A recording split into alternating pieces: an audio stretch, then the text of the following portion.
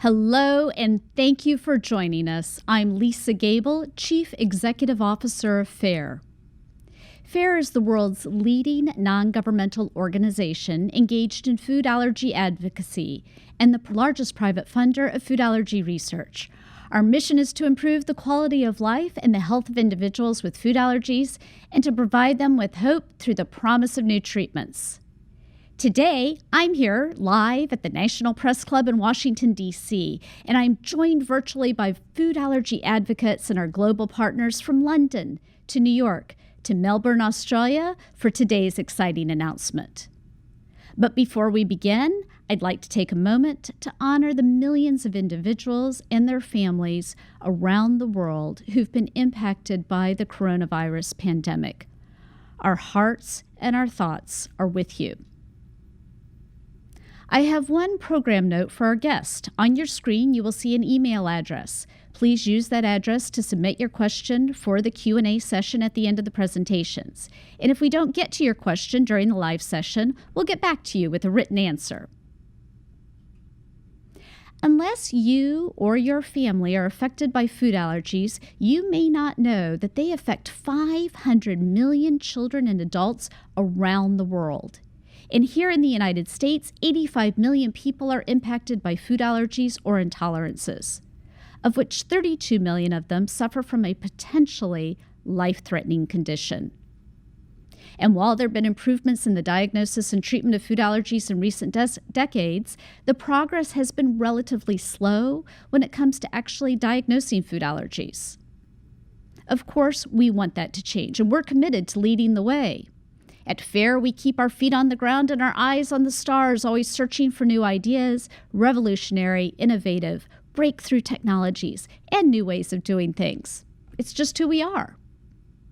So in recent months, we've been working with food allergy researchers, healthcare providers, patients, and parents across the globe to conduct a review of the current state of play for food allergy diagnosis and treatment.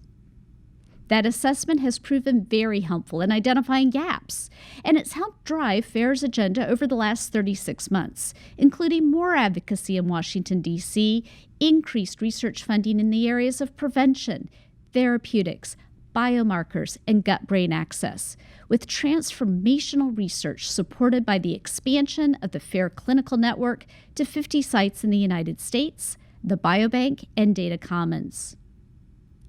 However, our assessment showed one thing clearly stood out as an important area of need, and that's what we're here to talk about today. And that is the field of food allergy diagnosis. As many of our guests know, the oral food challenge, also known as the eating test, is the gold standard for food allergy diagnosis. The oral food challenge, as it's called, is generally safe, but it can be a physical and emotional toll on parents and their families, as it can push as many as 2% of the patients who go through the process into anaphylaxis, a potentially life-threatening emergency situation. And as widely utilized as it is, the oral food challenge method stifles innovation, and it complicates care management because of our inability to accurately measure sensitization using an advanced, simple-to-administer test that's validated. Therefore, clinical trials are limited, or they're slowed, as treatment plans are for those who are impacted by the disease. So today, we begin a new chapter in food allergy diagnosis with the launch of our FAITH initiative. The FAITH Challenge is a global, multi-year, multi-million-dollar research competition created to inspire innovative researchers to develop a new, safe, and compassionate food allergy diagnostic test for children and adults that will replace the oral food challenge protocol. The FAITH Challenge seeks to bring together the brightest minds of researchers around the world, from those in food allergy and immunology, technology, biopharma, healthcare, venture, and angel investor communities, in a competition to help change the food allergy landscape for generations to come.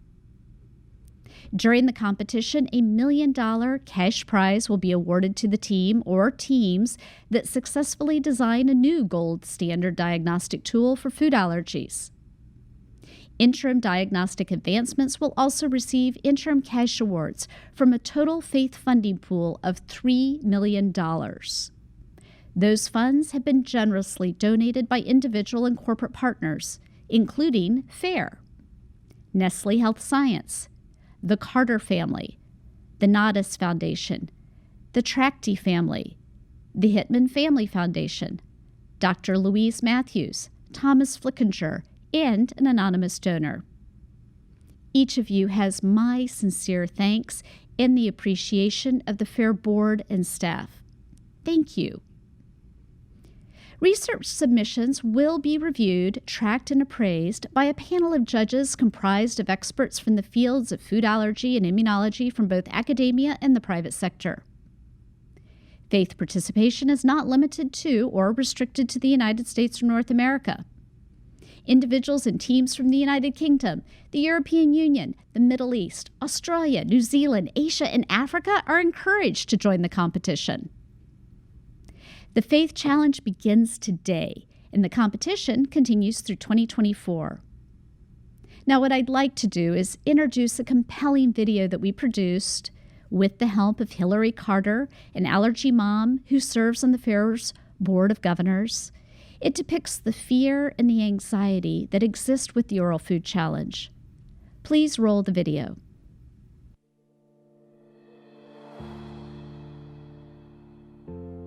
The Oral Food Challenge, the gold standard of food allergy testing. Maybe you've heard of it. Maybe you or your child has even participated in one, or several. Or maybe you have no idea what I'm talking about. Hi, I'm Hillary Carter. I'm a food allergy mom and advocate and proud member of FAIR's Board of Governors. I've also ushered my 2 boys through a dozen oral food challenges, so I have a lot of experience to share. Welcome to Oral Food Challenge 101. Let's start with the basics. What is an oral food challenge, or OFC? It is a feeding test where a food is eaten slowly in gradually increasing amounts under medical supervision to accurately diagnose or rule out a true food allergy. This test can happen in a doctor's office or a hospital and usually takes about 4 hours in order to allow enough time to eat multiple doses of the food and allow for proper evaluation. So why would you do an oral food challenge? OFCs are the next step when careful medical history and allergy tests, including skin and blood tests, are inconclusive. The OFC is a more definitive test because it will show whether the food ingested produces no symptoms, which is considered a pass, or triggers a reaction, which is considered a fail.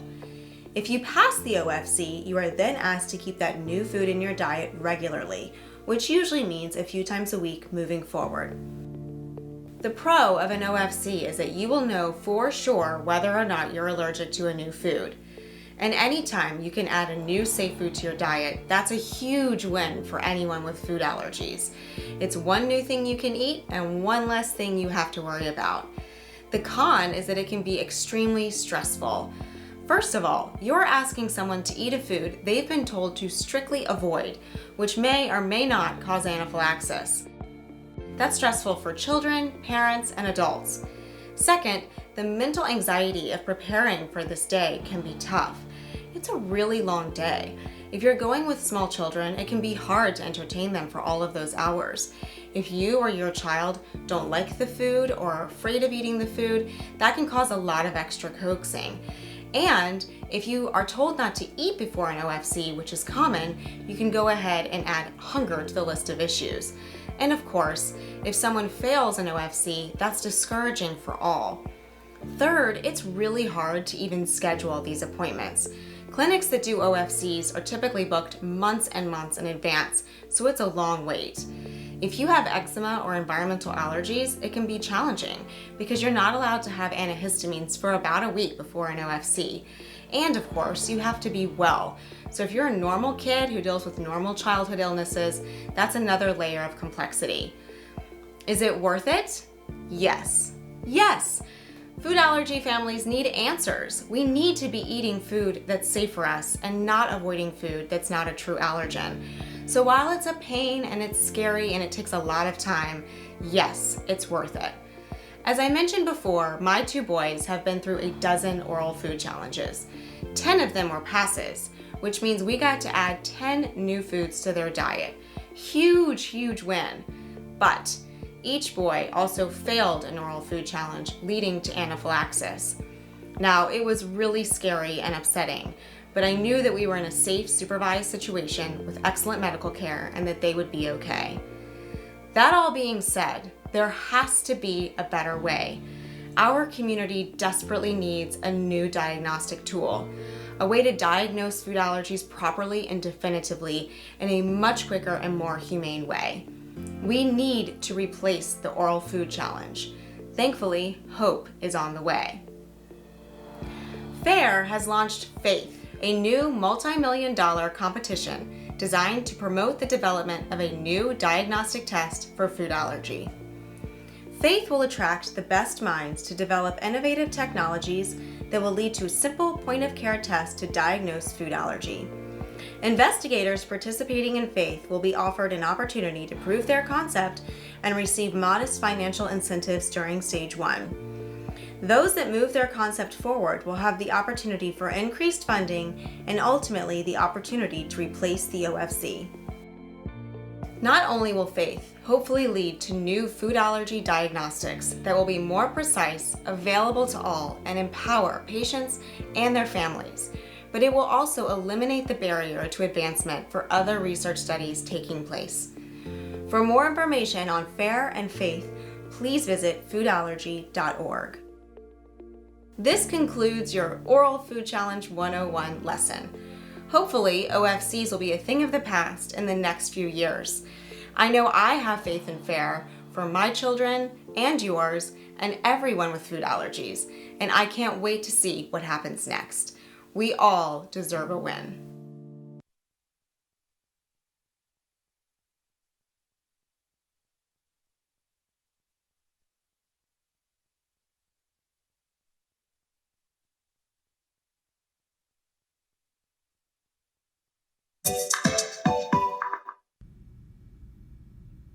And now I would like to introduce Hillary live and in person and ask her to say a few words about the Oral Food Challenge and FAITH. Hillary? Thank you, Lisa. I'm honored to join you for this important event today.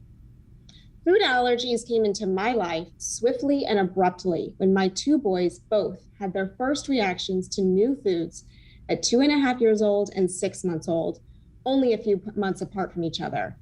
My oldest son had a mild reaction to his first bite of peanut butter. My youngest son had a life-threatening anaphylactic reaction to his first bite of banana. We were traumatized. As is usually the case, our pediatrician sent us to a local allergist who performed blood work on both boys. My oldest son's results came back positive for peanut and most tree nuts. My younger son's results came back positive for over a dozen foods, including banana, peanut, tree nuts, wheat, dairy, egg, soy, and even more. It basically seemed like everything we tested their blood for came back positive. We were given a prescription for epinephrine, told to strictly avoid all of those foods, and sent on our way. We were heartbroken and terrified. I refused to accept that there was really nothing I could do with this diagnosis. So I looked for other allergists and took my boys to an allergy center at a hospital in New York City. That's when I first learned about the Oral Food Challenge, a test where my boys would eat the food they may or may not be allergic to, that we'd previously been told to strictly avoid, to find out if they were truly allergic or not. We waited for our initial appointment for the new allergist, participated in blood tests and skin tests, and then waited many more months for our first OFC appointment. My boys each tested a different food on the same day. My oldest son passed his first tree nut, hazelnut. This was overshadowed, however, by the horrifying anaphylactic reaction my youngest son had to wheat. After his second bite of penne, he began coughing, sneezing, and wheezing. His skin burst into eczema and hives and turned bright red from head to toe. It took a shot of epinephrine, oral inhaled steroids, multiple antihistamines, and oxygen to bring his reaction down. We had the entire allergy floor in our room to help us. It seemed to go on for hours. After that, we were exhausted and we were scarred. The trauma from that first OFC stayed with us, and it was years before we or even our allergists were willing to try again. Fast forward, and my boys are now 8 and 10 years old and have participated in 13 oral food challenges between the two of them. We even managed to squeeze in one more since we produced that video you just watched. Thankfully, my youngest son has passed each OFC since his first fail at wheat. My oldest son passed all but one, resulting in an anaphylactic reaction to green pea. Due to these tests, my boys have added a combined 11 new foods to their diet. That is a massive win for our family. But it wasn't easy. It was months and months of waiting for appointments. It was long hours driving in the car. It was stress and worry and lots of preparation. After many years in the city, we ultimately moved allergists again and found an amazing doctor closer to home. He was much more open to performing OFCs for our boys and much easier to schedule time with. He really has changed our lives, and really only in the last year. In total, we have spent 52 hours in actual oral food challenges over the years. If you average that each appointment is about 4 hours long. That's 52 hours my boys have missed school. It's 52 hours I've missed being at work. It's 52 hours of fearing that something awful is about to happen to your child. When I add the additional appointments for blood work and skin testing, time spent on the phone, time commuting to and from the doctor's office, time researching and buying the safe food for the appointments, I'd at least double that amount of time. So we are talking about 110 hours to diagnose my kids' true list of food allergies. Here's the bottom line. This is unacceptable. I am grateful that because of where we live, I have the ability to see some of the best doctors in the country. I'm thankful that I have the network and the ability to aggressively pursue these appointments for my boys. I'm fortunate that I have the flexibility to manage my time and to be with my boys for all of these appointments. I'm lucky to have health insurance to cover these costs. And I'm proud to have brave boys who will go through all these stressful tests. But not everyone has this access to care or this ability to take 110 hours of their life just to know what their kids are allergic to. We have to find a better, easier, safer way to diagnose food allergy. That is why my husband and I are so passionate about the Faith Challenge and are thrilled to be one of the sponsors of this incredible project. My hope is that in the future, when food allergies swiftly and abruptly come into new families' lives with that first reaction, they will be able to accurately diagnose exactly what their list of allergens is in one test, in one appointment, instead of taking over 8 years and 100 hours like we have to fully understand what foods are safe to eat. My hope is that, thanks to Faith, a lot of fear and worry will be taken out of food allergy diagnosis because the process itself will be efficient and compassionate. Thank you. Thank you, Hillary, and thank you for your leadership in the food allergy space. You're really making a positive impact on the lives of millions of children and adults. Now, I'd like to ask Dr. Gideon Lack, Professor of Pediatric Allergy at King's College in London, England, to talk about what faith means to him and to the global food allergy community. Dr. Lack, over to you.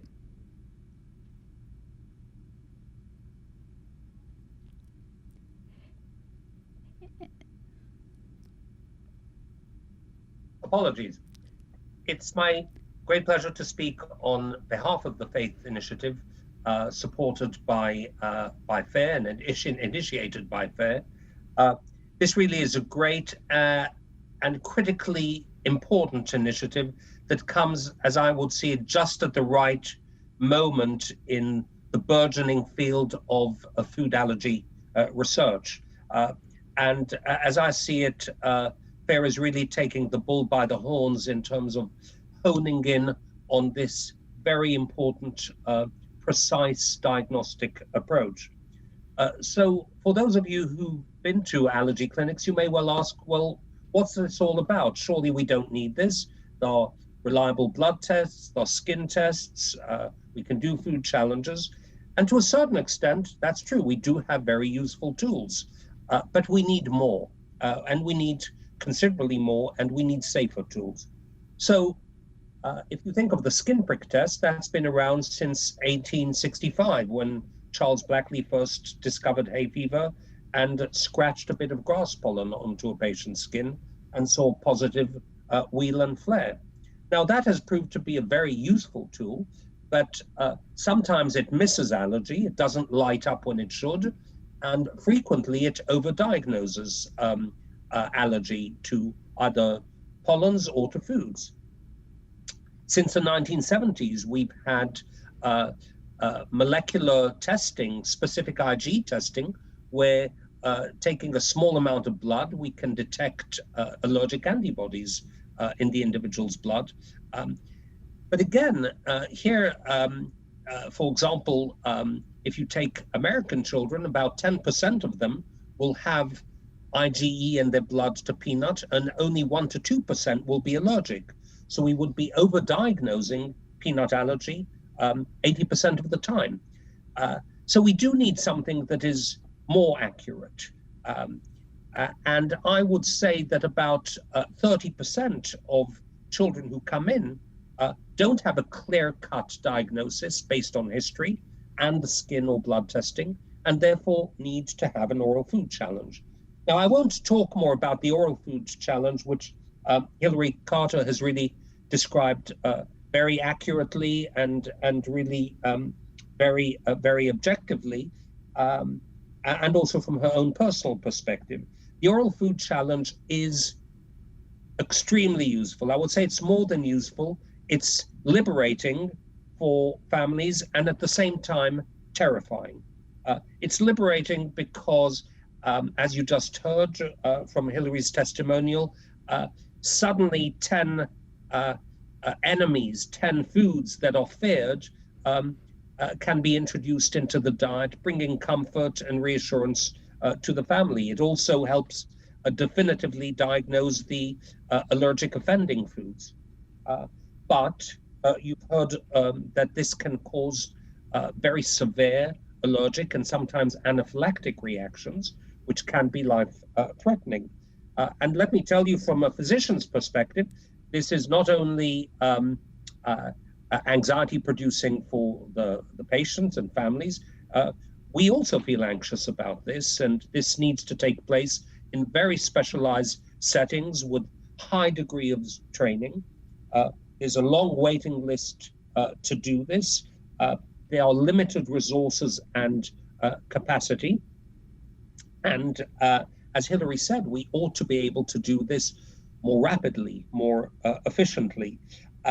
So currently this is done in medical settings, in hospitals, or in doctors' offices with all the right training and equipment around. But wouldn't it be great if we had a simple diagnostic test, perhaps a blood test, that would very accurately diagnose the allergy 97, 98, 99% of the time. Bear in mind, no test in medicine is 100% accurate all of the time. But if we can get close to that, that would be great. We could save food challenges, save time, save money, save anxiety, save reactions, and save resources, which could be better spent on prevention and treatment of allergies.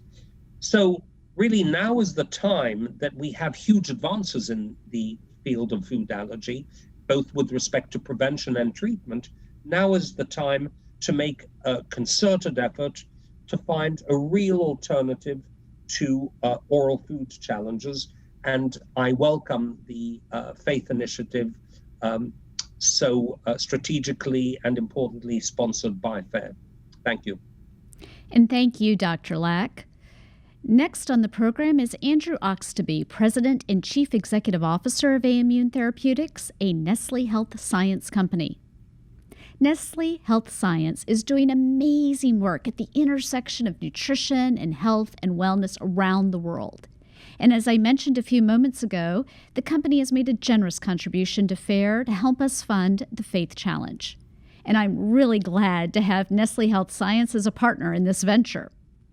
Andrew, I turn the program over to you. Go ahead.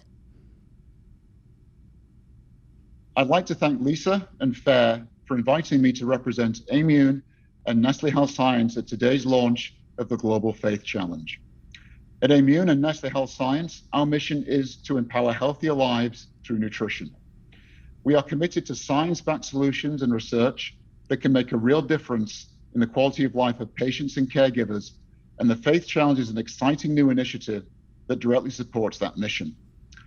While the oral food challenge is a key component of diagnosing food allergies today, as Hilary and Lisa have discussed, it can be physically and emotionally distressing for all involved.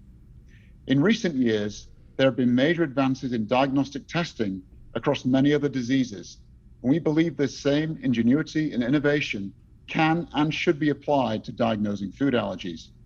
That is what the Faith Challenge is all about, helping to bring that same innovation to the food allergy community, and that is why we are enthusiastically supporting this important initiative.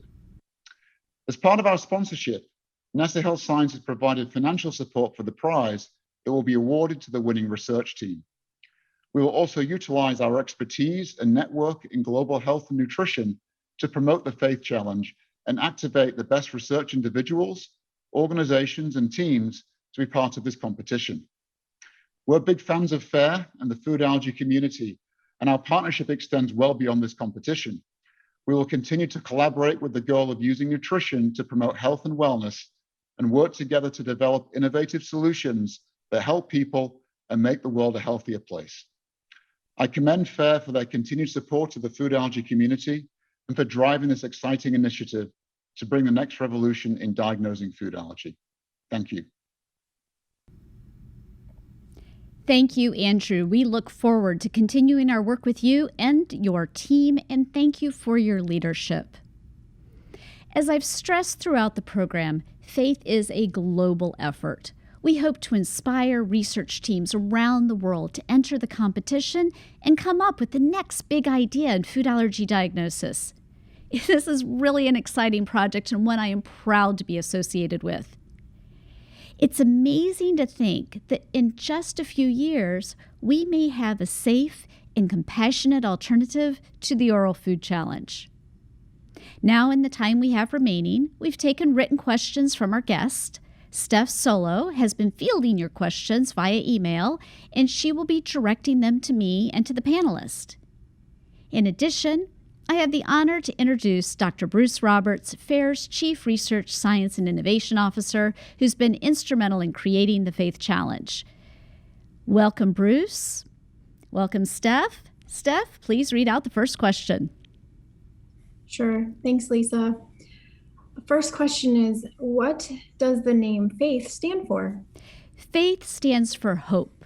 Hope in the future of progress in diagnosis and therapeutics to help those who suffer from food allergies. Great. Next question. You briefly covered this, but let's just go through some of this again. How are you going to find the researchers, and where did the award money come from? And then there's a second part, and I'll get back to that for that first part is answered. Well, first let me answer the second question, and then I'm going to turn it over to Bruce Roberts to answer the after question. The money came through both Nestle Health Sciences as well as a number of family foundations who are actively involved in the food allergy community. And Dr. Roberts, why don't you talk about how we're finding the researchers? Thank you very much, Lisa. So we're actively looking and encouraging individuals on a global basis to form consortia to work on this aspect related to the diagnostic challenge. The intention here is to really create an opportunity so the best minds globally can actually work on this. And in this particular situation, this would be an opportunity for individuals with various technologies, clinicians, as well as pharma companies to come together to pool resources and work closely with FAIR to advance the particular approach that they believe is most useful. So the approach will be to actually reach out globally in order to encourage individuals across the globe to compete for this particular competition, and then review applicants as we go forward. Great. Is the award money going to be split up among the researchers, or will it be given as one big prize? Dr. Roberts. Thank you. Excellent question. It really depends on the caliber of the applications that will be received. In the first instance, there will be an exploratory period in which we'll be evaluating candidates, and there will be a $1 million prize that will be awarded at the end of that period of time. If we are fortunate to have two very strong applicants, we may split the award so that both groups are actually encouraged to move forward to the next stage. In the second stage will involve additional validation and testing of both of the methodologies. And then there's an additional $2 million prize that is awarded at the end of that period of time. That could be awarded to both groups and divided, or in fact, whichever group has actually demonstrated the most promising assay and has a comprehensive plan for the development of that methodology, they may be the sole recipient at the end of the day. Great. All right, next question. Are there promising laboratory-based tests in development which might, in time and with further investment, serve as alternatives to the OFC? Perhaps Dr. Lack, you'd like to answer that question.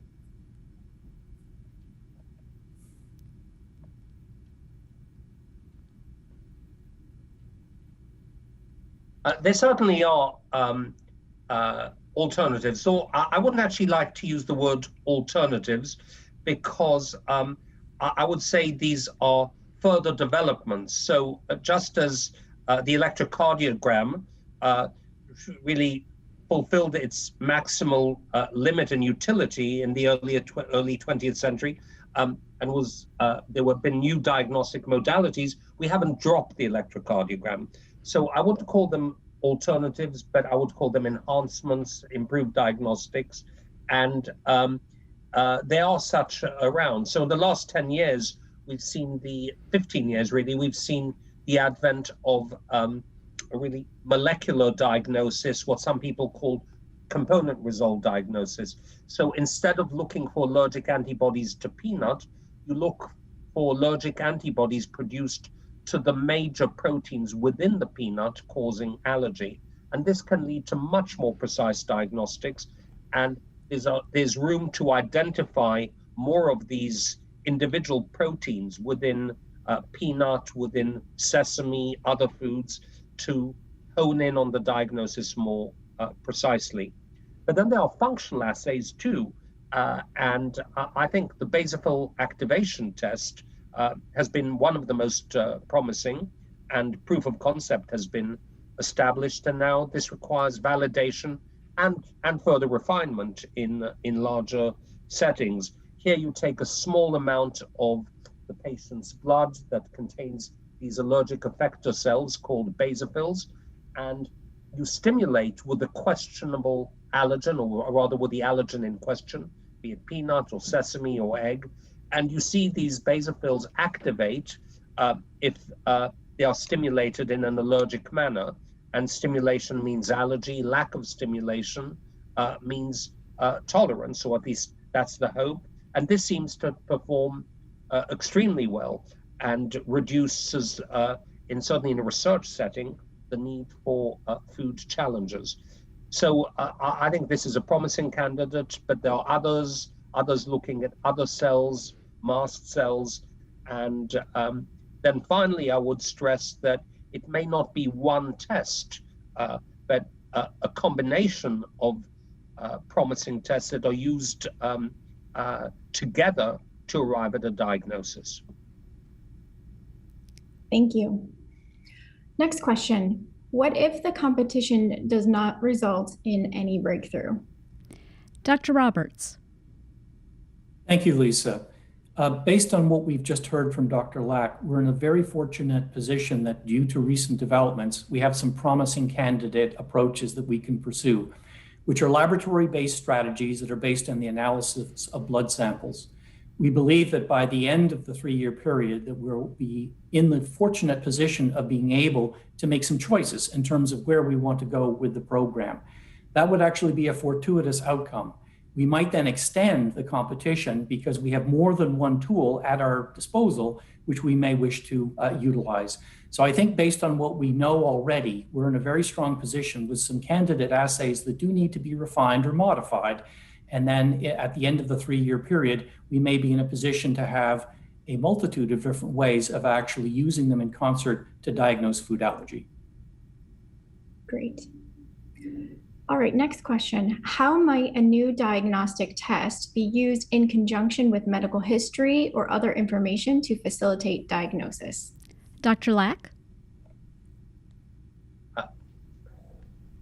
We've just heard from Bruce Roberts about using different tests in concert to arrive at a better or more precise diagnosis. Similarly, we can use patient history together with tests to arrive at a diagnosis. And indeed, that's what physicians have been doing instinctively and intuitively for decades, even centuries, where the test is interpreted in the context of the history. Let me give you an example. If a child arrives in my office and someone has done blood testing and that shows allergic antibodies to peanut, and the parents tell me that this child has been eating 3 peanut butter sandwiches a week and has been told to stop eating that, I'll say, go straight back onto it. So a test must be observed and interpreted in the context of a history. Medicine without history is meaningless, and that affects all tests, or most tests, I would say. Now, histories can be more subtle, and today we have a whole new area of biostatistics where we can do regression models, where we have machine learning, and there we can combine very precise aspects of a patient's history, demographics, age, background, family history, which together with the tests can lead to more refined and precise diagnostics. And that's really where we rely on the help of our fellow biostatisticians and computer scientists. Thank you. How many people go into anaphylaxis from an oral food challenge each year? Dr. Roberts. Thank you, Lisa. Based on information that's available to us from the CDC, as well as FAIR's own research in this area, we believe that there's 2% of the population that undergo an oral food challenge will have a severe allergic response, which will result in anaphylaxis. And so when you think about the magnitude of this, within our FAIR clinical trial network alone, we know that there are over 100,000 oral food challenges which are conducted on an annual basis. So we're talking about thousands of individuals who may experience then an anaphylactic reaction.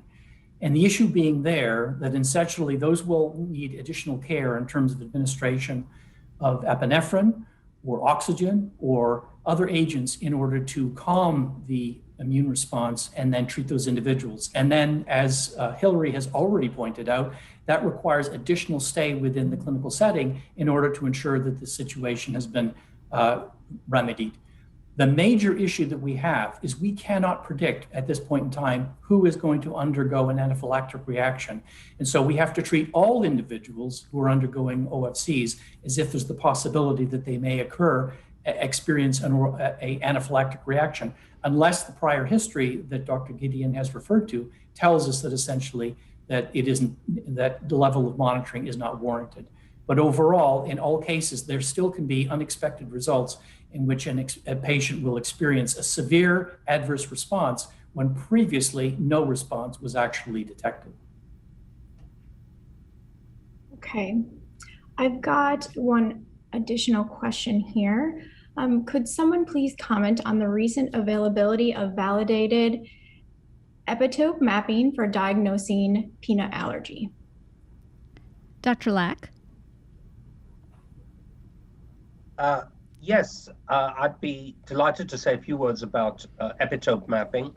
So for those of you who don't know about this field, food allergens, such as egg or peanut, are composed of multiple protein molecules or glycoproteins. These are strands of amino acid that are glycosylated. They have sugar molecules attached to them, and these sugar molecules and the protein sequence and electric charge make these proteins fold up into certain three-dimensional shapes, and these proteins are recognized by allergic antibodies. Now, allergic antibodies to one protein, let's say ARA-H2, which is a major protein in peanut, there may be a variety of antibodies that will attack or will bind to the different binding sites along the length of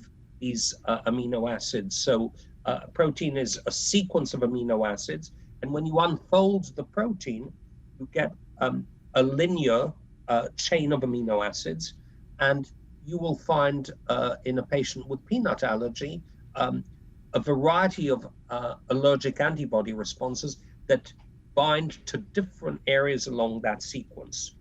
And there's been research showing that patients with food allergies have more of these antibodies that bind to different epitopes, to different locations along the protein sequence. This provides diagnostic information. It tells, and it seems very promising in differentiating allergy from tolerance in a number of individuals, though this really does require validation in much larger studies. For certain foods, this has now been automated, so there is the potential with using tiny amounts of blood to get information. It may also end up giving information about the outcome, the severity, whether a child may lose their allergy or go on to have persistent allergies or develop allergies to other related foods. So this is an exciting area that definitely demands attention. And the beauty, of course, is you can freeze small amounts of blood, tiny amounts of blood, and get a lot of data and information of potential great clinical relevance. Thank you. Quite fascinating. All right, next question. How do interested organizations apply for this awesome prize? Well, we appreciate your asking. We would love for organizations, companies from around the world to go to foodallergy.org/faith. So foodallergy.org, right there on the homepage, you'll see a button to click and you can actually enroll to participate. So please do. Thank you. All right, we've got one more question, it looks like here. Have the judges and selection criteria been established? Well, thank you for asking. What I should tell you is that we are working with our FAIR's extensive global network to create an expert independent panel of esteemed judges that we can bring together from across the immunological area in genetics, biopharma, healthcare, and technology. And what I'd love to do is have Bruce explain a little bit about the judging process. Thank you very much, Lisa. So we have recently completed a biomarker challenge, which was related to food allergy. And we have a panel of distinguished judges who were able to help us in terms of doing the assessment, not only from the scientific point of view, but also from the regulatory point of view in terms of the types of assays. We will basically be reaching out to that group of individuals, plus international players as well, to help us make the decision. Importantly, this is going to be a situation where we want to reach out to patient groups as well, so that we can have the patient perspective. We need to remember that this is one of the major limitations in this area, thinking about the aspects related to the assay that would be utilized and actually the benefit to the individual. So this will be a situation in which we'll be gathering input, not only on the technical side, but from the regulatory side and from the patient side as well, to understand, is this an assay that actually can be readily implemented, that is actually humane, that actually meets the needs of patients, that it can be administered effectively by caregivers, and is likely to be something that would be adopted by regulatory organizations. Thanks, Bruce. That's all the questions we have, Lisa. Well, great. Well, we want to be mindful of everybody's time, and so this brings an end to the Q&A session, and it concludes today's program. The Faith Challenge is an important journey, and so we very much thank you for joining us today. And we look forward to working with you on this important initiative, and we'll keep you informed of our progress. So have a great day. Thank you to my panelists. Thank you to Steph for the questions. We are so grateful that you're here, and we look forward to having you all participate in the Faith Challenge.